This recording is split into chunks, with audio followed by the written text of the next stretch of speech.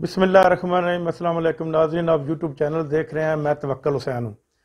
नाज़रीन, इन दिनों Bilawal Bhutto Zardari peoples party का एक लॉन्ग मार्च लेकर इस्लामाबाद की तरफ रवादवा हैं।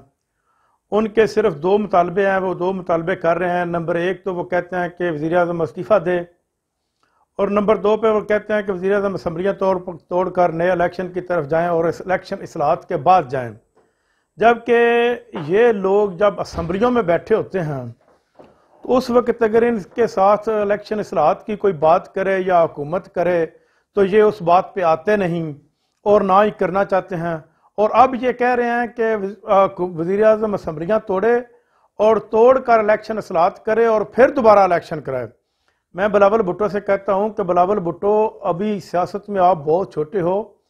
आपको ये समझ जाना चाहिए कि अगर असम्बलियाँ टूट भी जाएँ और वज़ीर आज़म इस्तीफ़ा भी दे दे तो फिर भी आप वज़ीर आज़म नहीं बन सकते, क़यामत तक नहीं बन सकते। आपकी कोई ख़ानदान में आप वज़ीर आज़म नहीं बन सकता। वो आपकी पार्टी बेनज़ीर भुट्टो तक मौजूद थी, वो ख़त्म हो गई है। और उसके बेनज़ीर के शहादत के बाद जो आपको हुकूमत मिली है वो उसकी शहादत की वजह से मिली है। और अवाम ने जो रहम की वजह से आपको वोट दे दिया था, लेकिन अब आप कभी ये सोच ना सकें कि आप वज़ीर आज़म बन जाए। पंजाब में आपका वोट बिल्कुल ख़त्म हो चुका है। आपके तो जो उम्मीदवार पंजाब में खड़े होते हैं वो अपनी ज़मानतें भी गिनवा बैठते हैं। और दूसरी तरफ इमरान खान ने जो इंडस्ट्रियल इस्लाहत की हैं, ये पाकिस्तानी कौम और पाकिस्तान के लिए बहुत ही अच्छी इस्लाहत हुई हैं, क्योंकि इससे पाकिस्तान में स्मॉल इंडस्ट्री का रुझान बढ़ेगा। लोग स्मॉल इंडस्ट्री की तरफ आएंगे और दुनिया में जो भी मुल्क तरक्की करते हैं उसमें सबसे ज़्यादा जो मेन किरदार तरक्की का होता है वो बैंकों का होता है। बैंक आसान के साथ के ऊपर कर्ज़े देती हैं लोगों को, और इमरान खान ने तो ये कर्ज़े जो है बिला सूद के देना शुरू कर दिए हैं, क्योंकि सूद हमारे मज़हब में हराम है। अगर बिला सूद के इमरान खान कर्ज़े देता है तो हर आदमी ये कर्ज़े लेंगे और लेकर वो अपना कारोबार करेंगे, जिससे मुल्क की तरक्की की तरफ गामज़न होगा।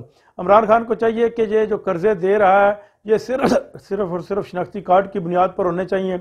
इसके लिए किसी किस्म की जायदाद या कोई और फ़र्द वगैरह ना देना पड़े आवाम को, ताकि आसानी से उनको कर्ज़े मिल सके और हर बैंक से मिल सके।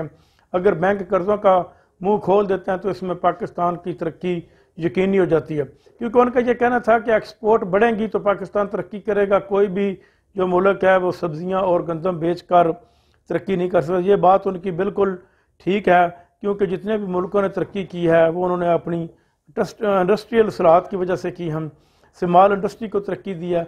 अब पाकिस्तान में स्मॉल इंडस्ट्री बहुत तेज़ी से तरक्की कर रही है। पहले तो कोई भी आदमी जो छोटी मोटी भी इंडस्ट्री लगाना चाहता था उसको भी कानूनी पेचीदगियों से गुजरना पड़ता था और कई मराइल से गुजरना पड़ता था, लेकिन इमरान खान की हुकूमत ने ये भी हल कर दिए हैं।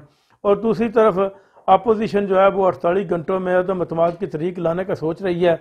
देखिए अब क्या बनता है, लेकिन कुछ भी नहीं इनके हाथ में आएगा। मेरे ख्याल के मुताबिक इनके अपने भी MNA जो है वो भी तरीके इंसाफ को वोट दे जाएंगे, पीपल पार्टी के 10-12 MNA दे जाएंगे और मुस्लिम लीग नून के 25 MNA जो हैं वो तरीके इंसाफ को वोट देंगे और इनकी अपोजिशन, इनकी अदम एतमाद की तरीक बुरी तरह नाकाम होगी। नाज़रीन, अब तक के लिए इतना ही। अपना ख्याल रखिएगा। अल्लाह हाफ़िज़।